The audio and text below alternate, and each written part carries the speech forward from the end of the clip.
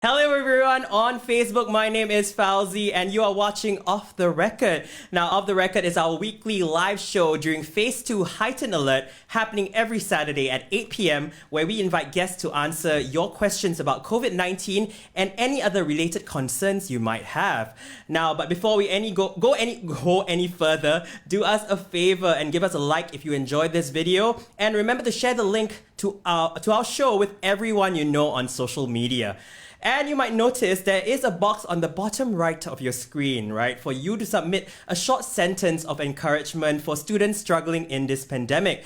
I think it'll be a nice little touch for you to send them some virtual positive vibes. So all the instructions on how you can do so can be found at the bottom of your screen. All right, in the last couple of weeks, my dear friend John spoke to Dr. Leong Ho Nam, an infectious disease specialist, as well as Charlene and Jocelyn, who talked about the hawker situation in Singapore amidst this pandemic. If you missed that, feel free to check out the recordings after this episode. But today, we have two very special guests to talk about the recently rolled out vaccination exercise for students and the efficacy of the vaccine for them. First, it is my extreme pleasure to welcome Minister of State Education, Social and Family Development, Ms. Sun Xueling. Hi. Hey, thank you very much for being here with us tonight.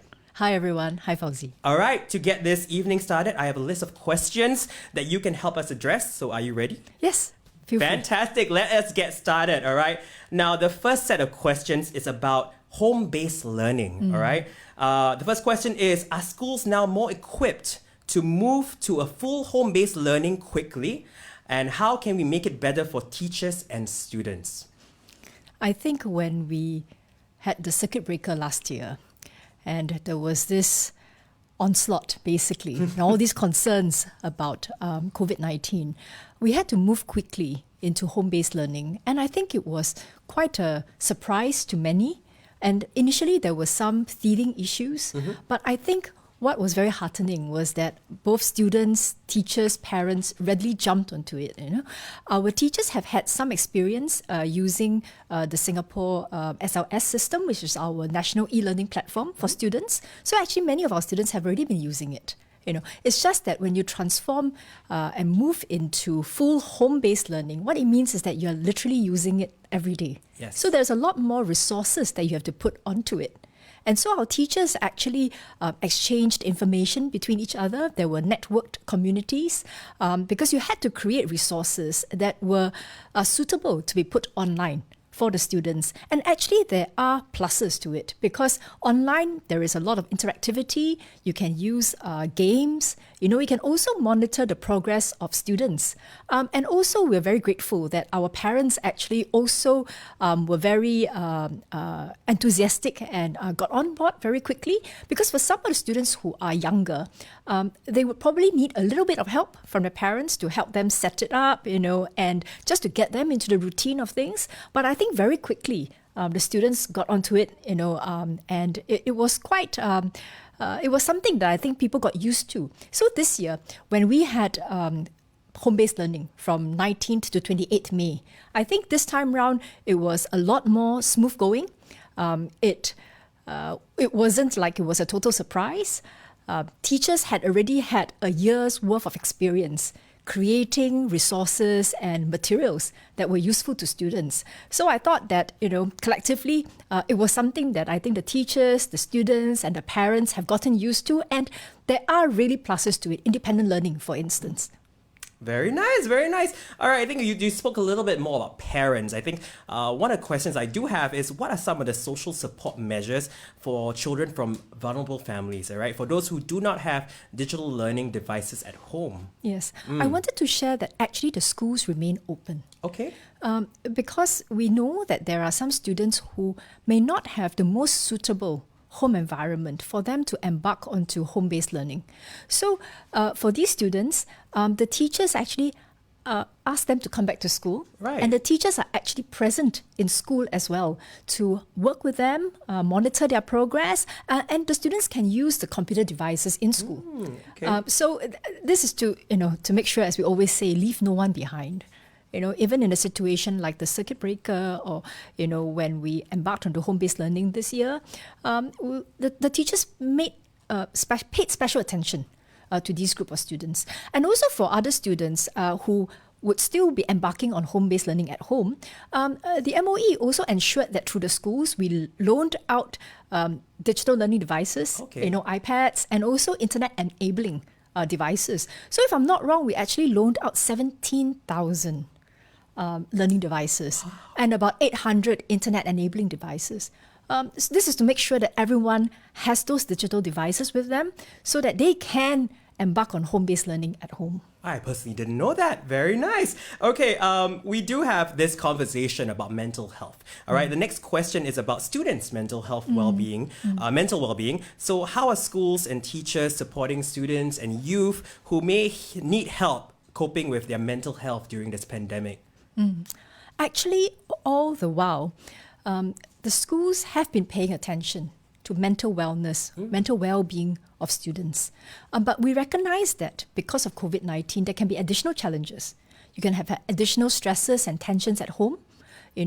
Parents may be having some difficulties around job, employment, or just because of the change in lifestyle, just spending more time at home, it can create tensions. Yes. So our teachers are actually even more alert and sensitive to how their young charges are responding. And also in school, we have revised our CCE, which is Character and Citizenship Education curriculum, to ensure that there is a strong focus on mental well-being, on cyber wellness as well. And our teachers follow up with the students because nowadays, many students use WhatsApp, Telegram, and all sorts of other social media communication devices. Our teachers are also on them. So our teachers actually maintain relationships with the students, even though they are not physically seeing each other. So the teachers text them, WhatsApp them, just to check how they're doing. And also because over SLS, the learning space, you can also see how the children are responding to you. These are all various ways and means that the teachers pay attention and look out for how the children are responding, in a time of COVID-19 where there are various stresses. Yeah.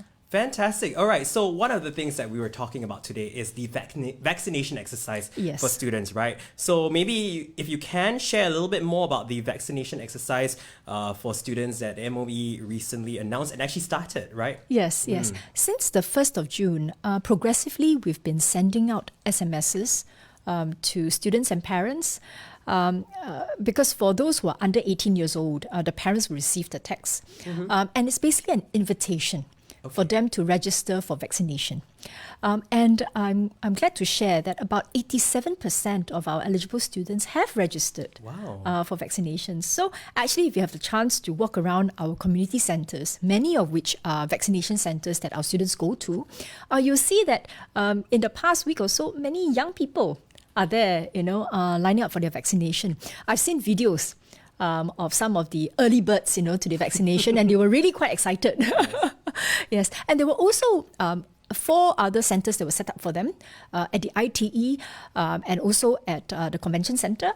This is to give students further assurance that, if they want to go for vaccination, there are locations that they can go to and be assured that they can get their vaccination on time. I just wanted to add that for SPED school students, so students with special needs, the vaccination exercise will actually start on the 17th of June.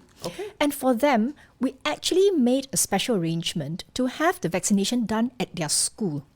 Because I think that routine and familiarity is important to them. And I'm very, very glad that our teachers are really, really very involved. The teachers want to be there for them. The MOE conducted 2 webinars for the parents so that the parents could ask any questions that they might have. Some of the parents may be concerned about medical conditions that children may have, and so they would be consulting their own doctors. But I think it's important that we have this exchange and engagement with parents so that parents can ask questions that they may be concerned about. It is, after all, an important exercise, to keep the children safe. And I heard that some of the teachers also took videos of what the layout of the vaccination exercise at the school will look like. And they send it to the parents so that the parents can share with their children that this is how it's going to look like. Do not be afraid. Mommy's going to be there, daddy's going to be there, your teacher's going to be there. You can bring your favorite book or some iPad or whatsoever to make you feel comfortable and all that. So I think the MOE, the teachers, the SPED school teachers, they're doing really all they can, to give our students that confidence to take the vaccination. That's actually really good to know. I think some people might not know that. So I think that's really nice that you mentioned that. Now, on the other hand, there are some concerns on the vaccine safety for children. Do you think, I think you said 87%, right? Yes. There's still another 13%. You think, can parents wait and see before deciding to get their child vaccinated? I can understand that sentiment,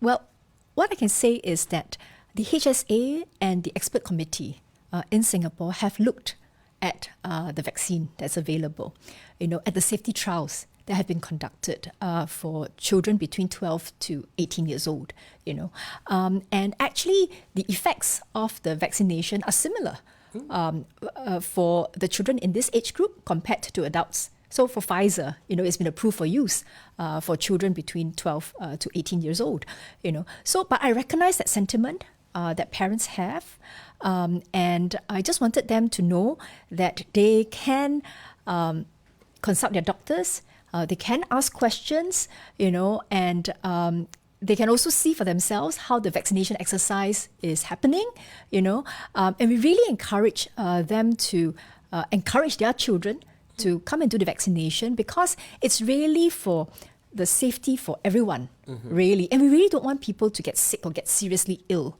Yes. And when we said that children above 12 years old can take the vaccination, when the MOE went out with the SMSs, it also includes the IHL students. So some of the IHL students are obviously older than 18 years old, so they were also invited to do the exercise. Yeah. Right. But since 2 days ago anyway, the government has announced that those 20 to 39 years old can also, register for the vaccination. That is me. Oops, do you just reveal your age?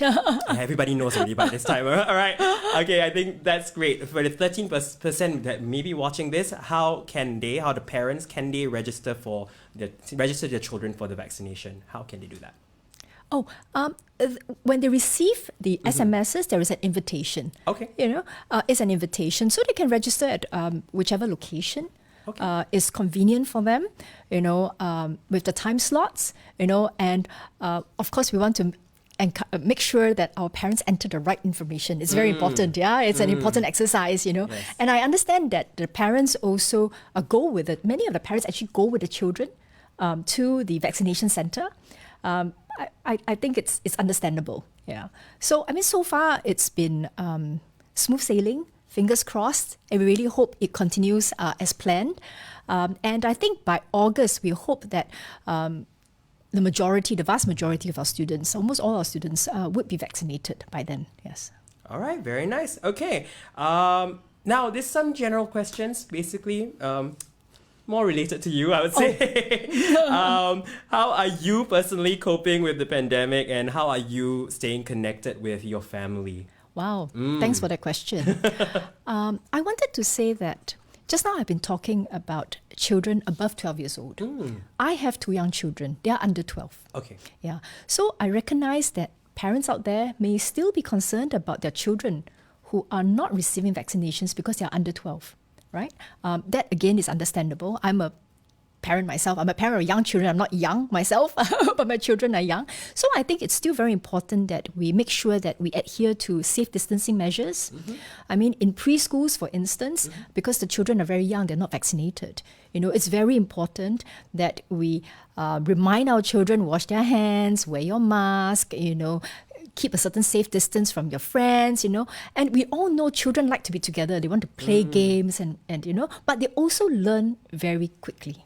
So as long as the adults around them, the parents and the teachers, are consistent in our instructions and guidance to them, I'm very sure that they will pay attention to what we say and actually adhere to the rules. So, but as adults, I think we just want to make sure that even if the majority of us are vaccinated by a certain point, if there's still pockets of society, such as young children who may currently not be vaccinated, then we really should still continue to make sure that we adhere to SMM measures, because we need to make sure that the vulnerable around us are still protected from the virus. Yeah.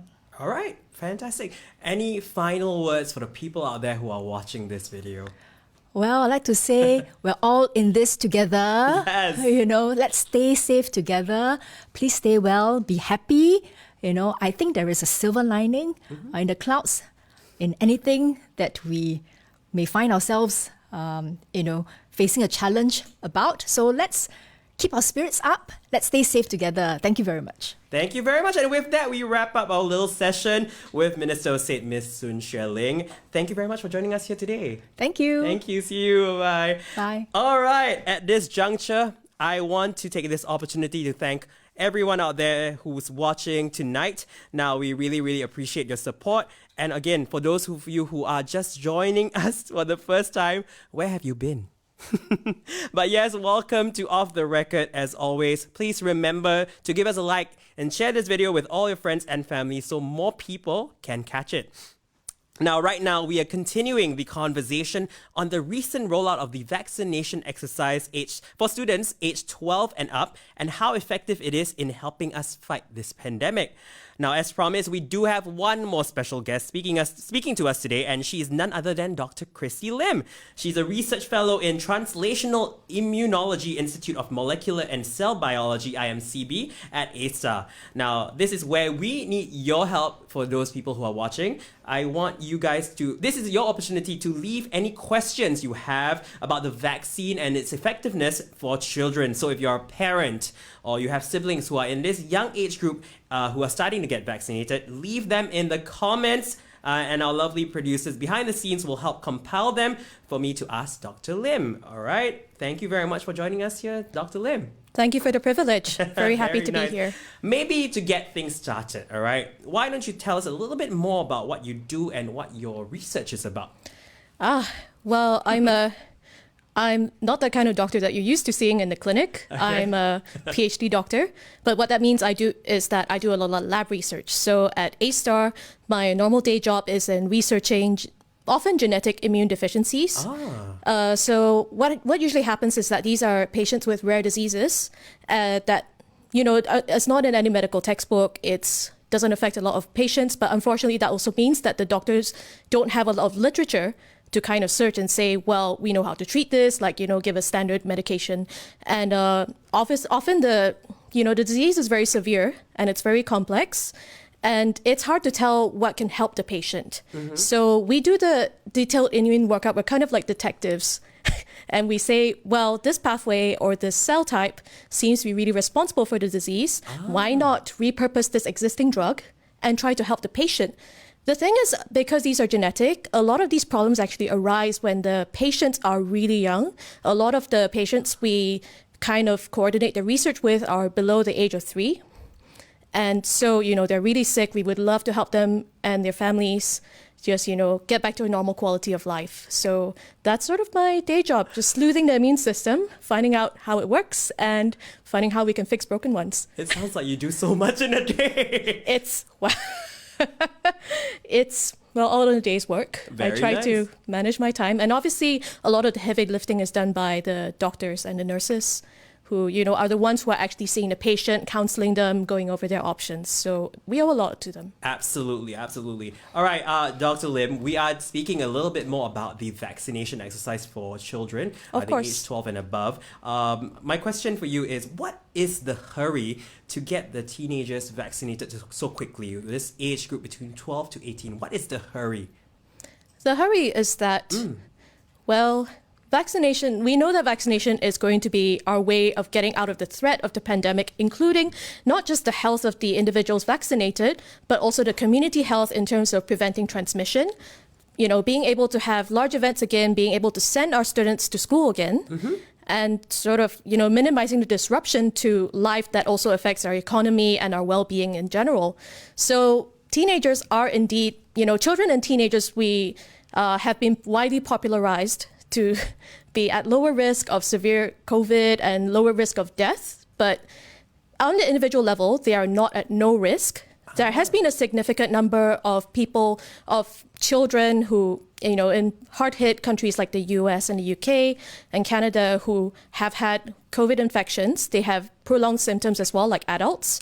And they can also go on to have long COVID and chronic health issues. And we don't understand all of that yet. So firstly, on the individual level, it actually does protect younger people. It's a myth that it doesn't affect younger people at all. So, firstly, we would like to protect them. But, having that peace of mind as well means that parents can can let their kids go to, group activities and play, sort of enjoyment activities as well as school with a peace of mind. And we can actually coordinate the students going back to school and, having that sort of overcoming that conflict that Emma Weston talked about, where, it's difficult sometimes when the parents are at home and the students are at home trying to do the home-based learning and the stresses of it, of course. So all of that is important. And lastly, of course, we have very solid data now that the vaccination does reduce transmission.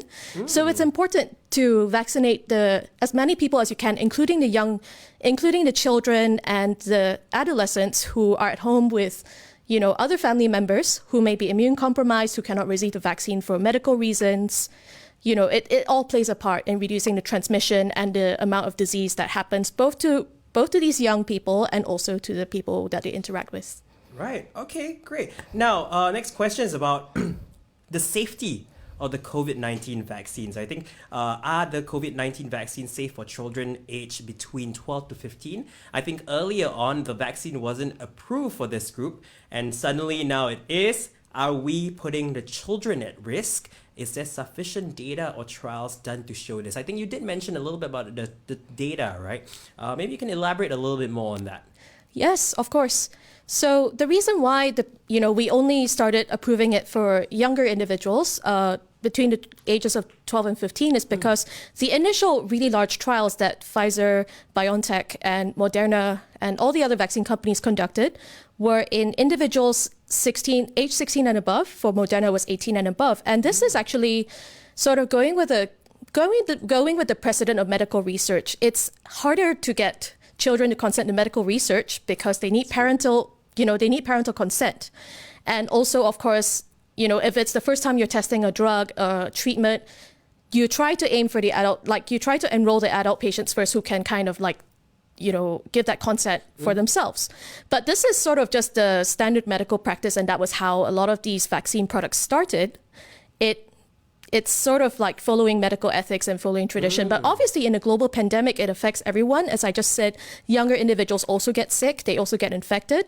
And if we could protect these younger individuals, we would love to as well. But that's why those trials were conducted later. So only after that first big trial showing that the vaccines were safe in adults and effective in adults did they start expanding another trial to include these younger individuals as well. But it was sort of like we have that first pass showing, okay, it's safe and it's efficacious in adults. Let's go into younger age groups. Now, the reason why 12 to 15 years old was chosen for the Pfizer vaccine, and actually Moderna has their own trial as well. They have just submitted for US emergency approval for 12 to 17. So we might get that soon, actually. But okay. That data is there.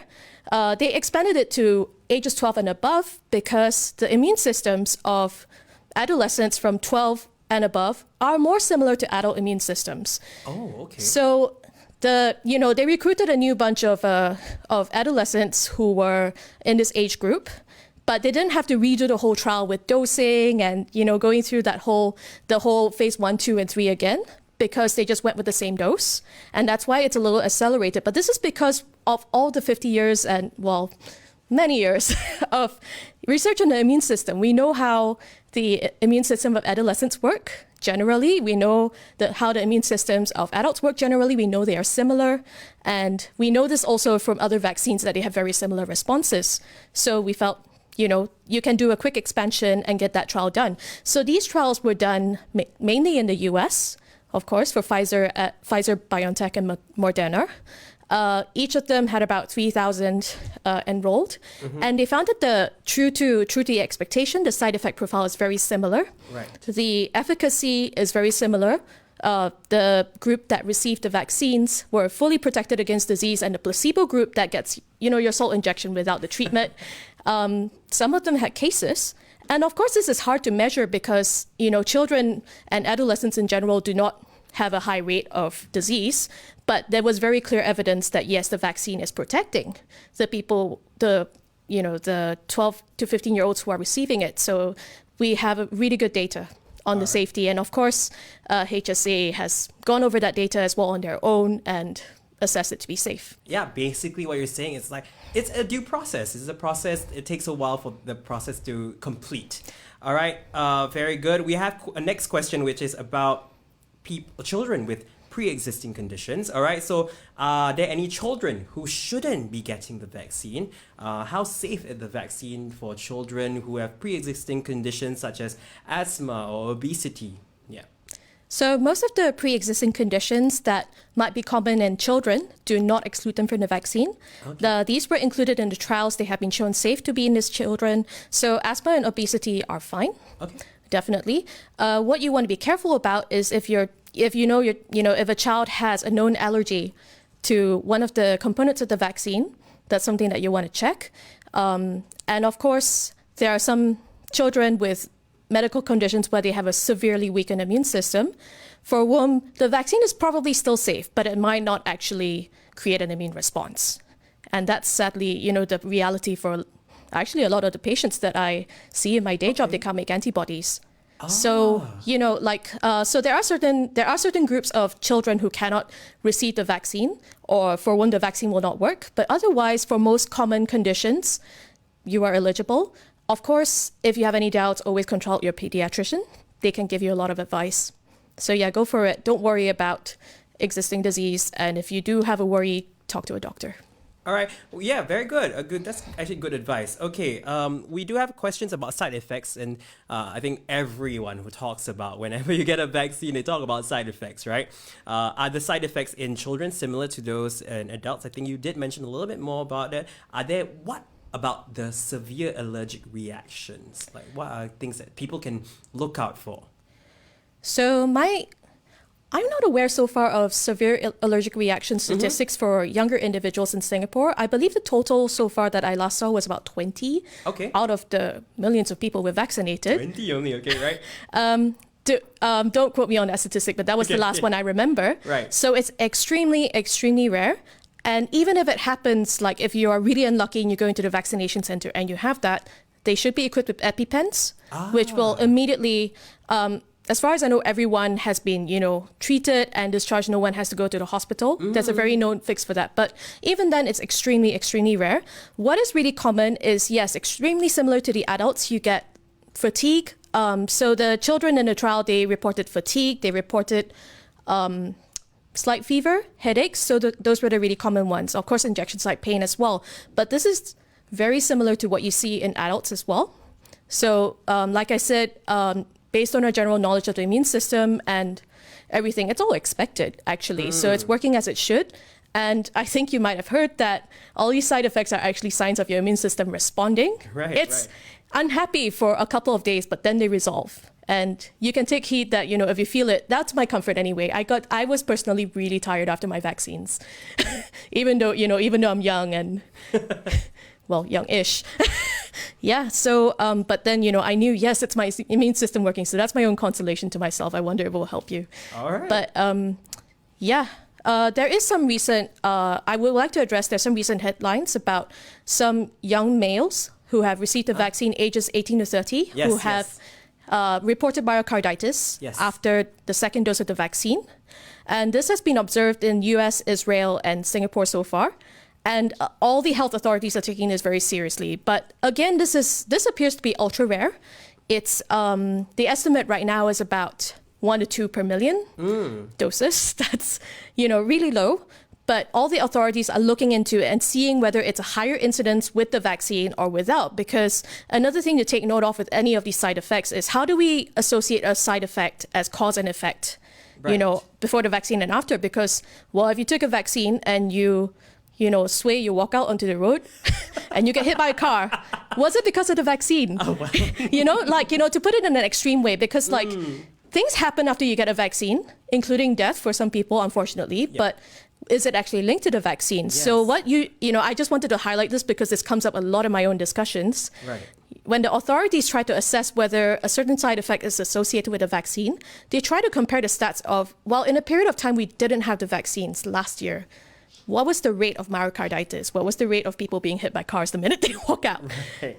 So, so far, the evidence is that it's very similar. There might be a slight increase, but the authorities are taking note and they're looking into it. And I would like to remind everyone that normal viral infections and COVID-19 themselves also cause high rates of myocarditis.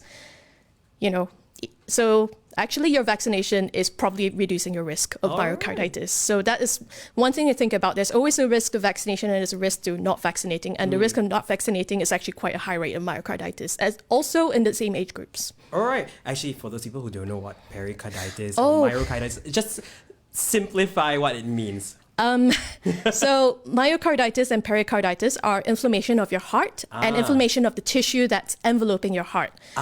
So I believe the symptoms are things like chest pain, right, slight difficulty breathing. And so far, all the cases that have been reported are about 4 days after, within 4 days after the second dose, and it resolved. It was mild cases and they resolved quickly. So, it is not, it sounds really scary, but it actually occurs, again, commonly after viral infections. It does not appear to be severe. It comes and goes quickly. So please do not be worried about it. But I kind of just want to be transparent that that is being discussed. So I'm bringing it up. Of course. All right. We have a viewer question. It is from Adeline Lau. It's also about side effects as well. How frequent does lymph node swelling that does not subside happen in vaccinated patients, especially the younger groups? Oh, this is the first time I'm hearing about this, but have you heard of this before? To be honest, I haven't heard of it, but thank you for the question, Adeline. I do know that lymph node swelling has been reported, at least in the adult trials, as a side effect. And it's kind of on the rare side of side effects. So one thing I do want to highlight is that you might have heard of lymph nodes sort of in passing. They are these little lumps of tissue that are spread across your body. So you have a lot, you have a lot of the nodes just lining your arm, lining your torso, things like that. And they're actually where your immune cells reside and create that memory response. So in a way, I'm never surprised when there's a certain side effect of lymph node expansion because it actually means your immune cells are going wild. That makes sense. So to my knowledge, in the adult trials, the lymph node swelling always goes down. Right. And I have never heard of that staying high, and I've also not seen it happen for vaccinations for different age groups prior to COVID-19. Yeah. So I don't think that's a huge worry. Yeah. But maybe if that's a problem, you should go see your doctor. Of course. Yeah. So if you're concerned about any effect that you have after the vaccination, always see your doctor. Yeah. We want to know. We don't want to sweep it under the carpet. We want to investigate everything. Right. And also we want to help you. So definitely see your doctor, get the right treatments. Exactly. Please go for it. Very good. Okay. When it comes to vaccines, all right, of course, I think some parents do have, concerns. Now, will the mRNA vaccines like Pfizer affect their DNA? No. Okay. No. Straight up, no. We've understood mRNA technology for 30 years. We've looked really hard into it. I know it sounds really new and scary for a lot of people, and it sounds so much like DNA. You've heard of DNA, but I realize that not a lot of people have heard of mRNA. So the way I try to draw this by analogy, your DNA is like an atlas. Right. It tells you where the places are in the world that you want to go. The mRNA is the sort of like the plane that gets you there. You get off the plane, it's done. But sort of going back to a more literal sense, the DNA is what lives in your cell forever. It gives the instructions for all your proteins. The mRNA, the reason why it's called mRNA is because it's the messenger. It delivers the message and then it gets degraded. Right. It doesn't go into the DNA. It actually needs, it does not have the means to go into the DNA. It does not go anywhere near the DNA, which is the nucleus. And we know this, it will not integrate. So please do not worry about that. So basically, the mRNA just tells your body how to make the spike protein and teaches your immune system, hey, this is a bad guy. If you see him again, get rid of him. And then the mRNA disappears. So all the vaccines, even excluding the mRNA, are supposed to, get out of your body within a few days, a week. And it's not supposed to stay long-term. It does not have long-term effects. So please do not worry about that. All right. Very good. Okay. On that note as well, about vaccine and puberty and growth. Will that have any effect? Taking the vaccine have any effect on your children's development? I think this is a very common fear for parents. I understand this. You're kind of worried that you don't know what's going to happen in 10 or 20 years. But again, I want to assure everyone that the mRNA only makes one thing, which is spike protein. The mRNA itself degrades, the spike protein itself degrades, and all you are left with is it's that immune response to the spike. It's very specific. So no, it should not cause any changes to growth and puberty. And don't forget that the type of immune response that is caused by the vaccines, which creates antibodies, which activates T cells or your immune cells in general, they work exactly the same way as all the other vaccines. It's just a delivery system of mRNA that's new and different. That maybe doesn't sound familiar, but in the end, it's exactly the same type of immune response. So you can kind of extrapolate from past vaccines that are given to children and teenagers, right. Your MMR, your HPV, all those things, they haven't changed the puberty of these individuals. They haven't changed fertility. They haven't shown up 30 years later to be associated with something really rare. So all the side effects, I just want to reiterate that all the side effects in every known vaccine so far, even the really rare ones, they are picked up usually within the first week after your vaccination. Even the ultra rare ones have been picked up in a month, which is why all the safety trials were monitored for at least 3 months before any health authority would give an approval. So we've all taken that into account, and not just drawing on our new knowledge of these mRNA vaccines, but our knowledge of the immune system and our knowledge of how vaccines generally work. Yeah. All right, we've got another viewer question here from Doreen Fan. Now, I think you might have addressed this, but maybe you can reiterate some points here. It's been reported before that children are at the lowest risk of COVID-19. Should we wait for more data to be released about these vaccines in children before going for the jab? I think you mentioned a little bit more about that. Maybe you want to reiterate this point for Ms. Doreen Fan.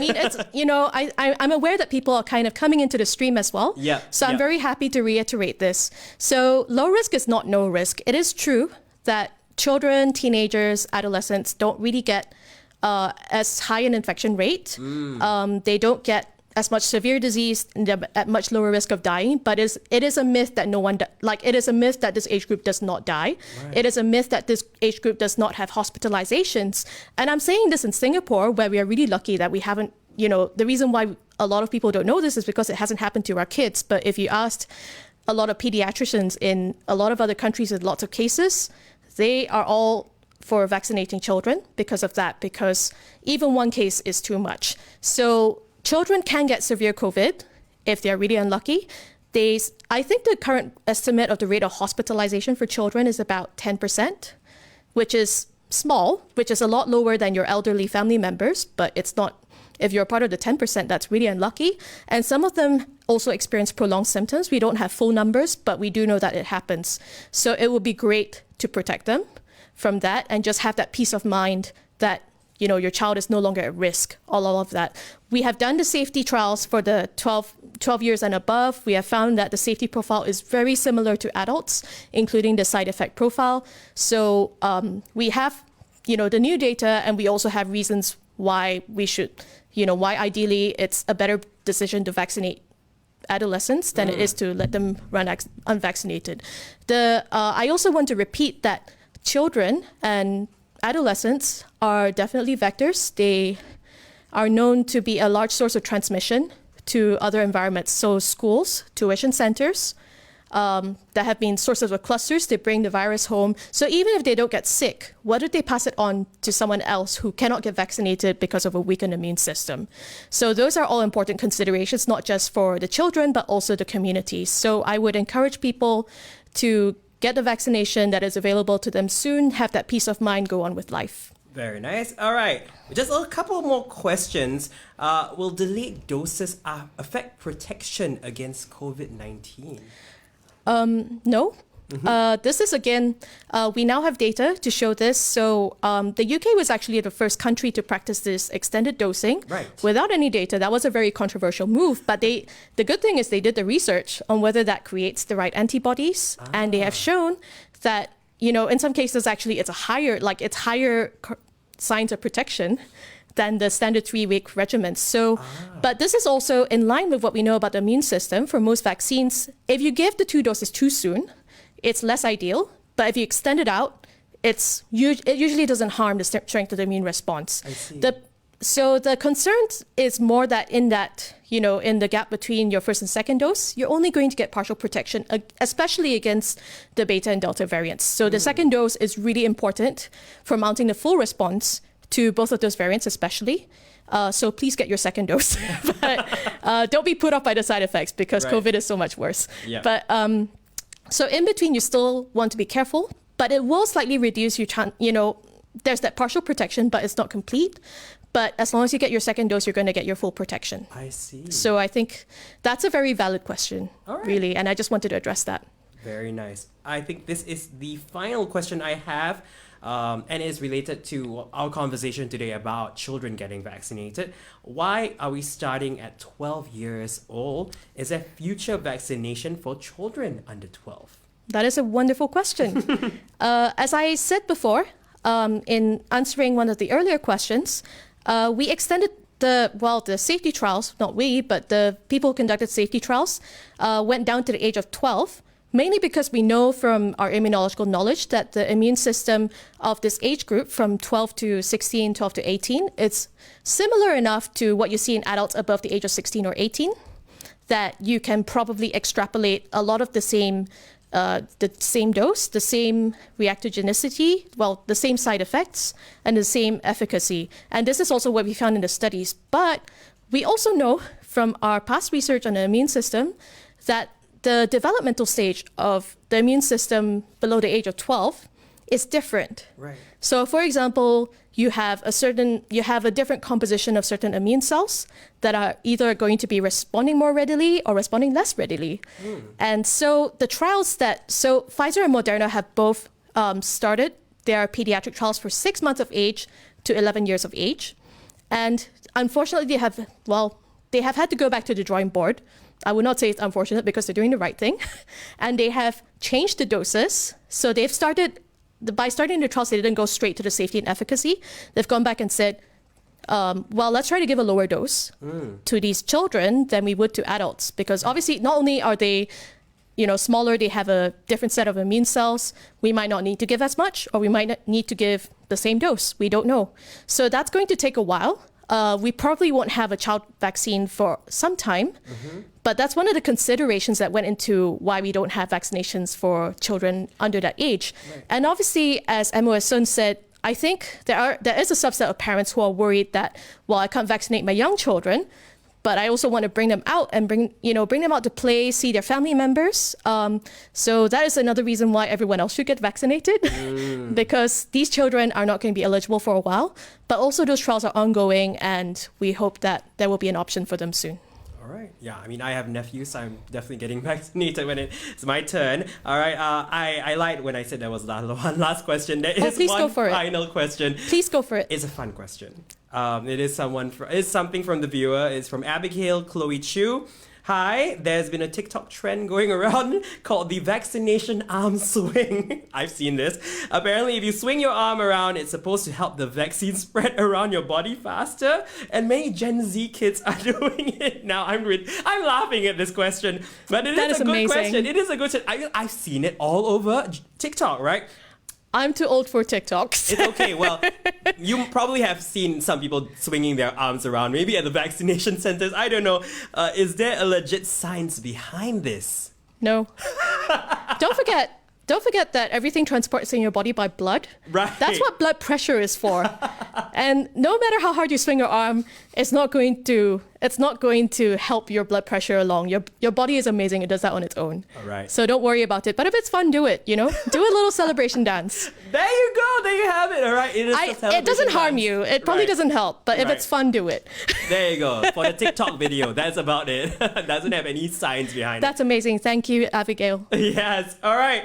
I believe that is it. Okay. I think before we wrap it all up, any final words for everyone tuning in, Dr. Lim?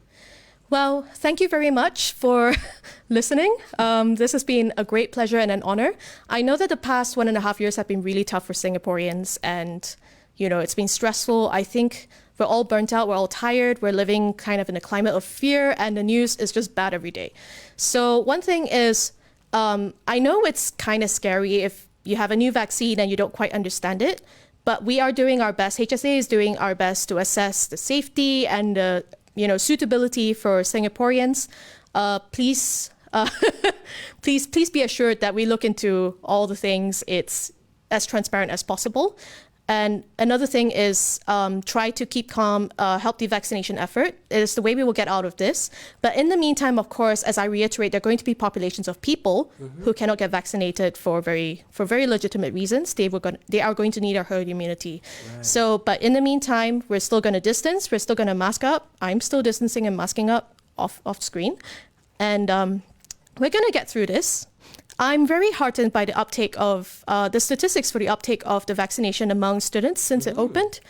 I think I saw 90% on one of the articles when it first opened. Right. It was amazing, and thank you so much, students, for doing that. I know it's also been a really hard year for you, so thank you for stepping up.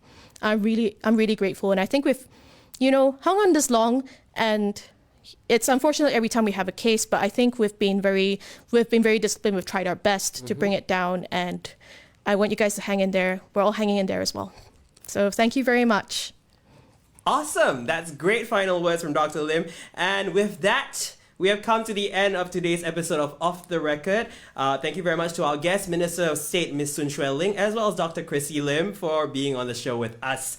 Now, and of course, thank you very much to you guys out there for tuning in. We hope we managed to address all of your questions tonight. Now, we will be back again next Saturday at 8 p.m. So do join us again then, because I'll be interviewing Minister Lawrence Wong. So you guys will definitely want to have to tune in for that. And until next week, goodbye.